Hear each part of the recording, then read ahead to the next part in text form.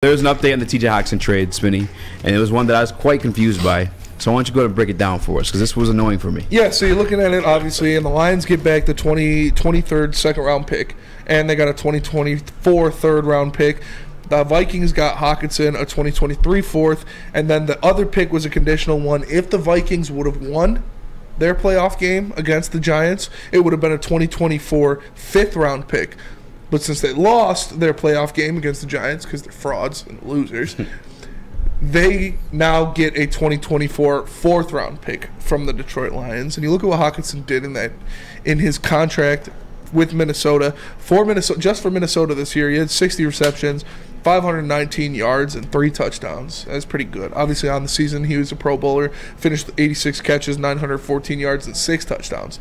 So Hockenson has been productive, but since the Minnesota Vikings lost that game, since the Minnesota Vikings choked, since the Minnesota Vikings are frauds, the Lions now have to give them a fourth-round pick in 2024 instead of a fifth-round pick.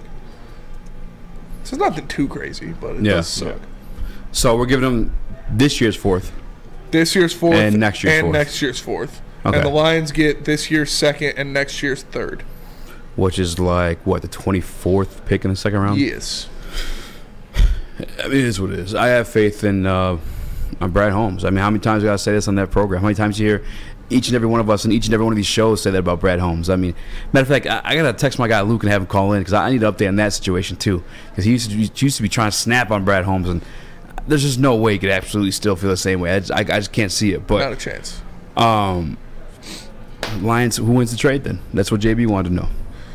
I think it's a fair trade for both parties, honestly. I like the Lions doing it because they got out of, paying TJ Hockenson an absurd amount of money, having him be able to get that extra year deal to where he'd be paying a lot of money, where you saw the Detroit Lions tight end room produce without a guy like TJ Hockenson. They combined to be very productive, those 3 tight ends in Zylstra, Wright, and Mitchell.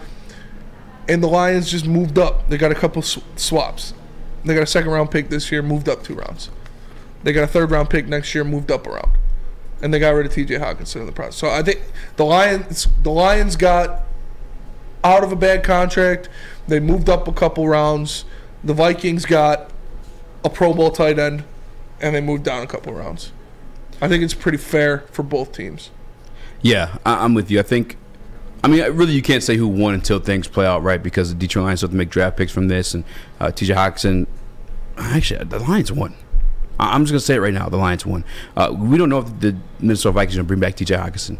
We don't know what type of career TJ Hockenson is going to continue to have. We don't know if TJ Hockenson is going to get hurt, or it may not continue his career with the Minnesota Vikings. I don't necessarily see it as like the Lions avoiding a bad contract per se, because like they probably would have let him walk for all the same reasons that you'd let a Swift or Jamal Williams walk with that comp pick. But you got ahead of the comp pick situation with that one, and then you added a second round to it. You know what I'm saying? That second and the third that you're dealing with, that you get the draft. It's 2023, both those picks? No, the third is 2024. Okay, and then the second round was this year? Yes. Okay, you love it. I love it. Again, specifically because of Brad Holmes. You got to let that thing play out, I guess, to see like who wins ultimately at the end of the day. But when you factor that the Vikings may not necessarily bring Hockenson back, they're in a hell of a cap situation with, I believe, Dalvin's re-signed now too.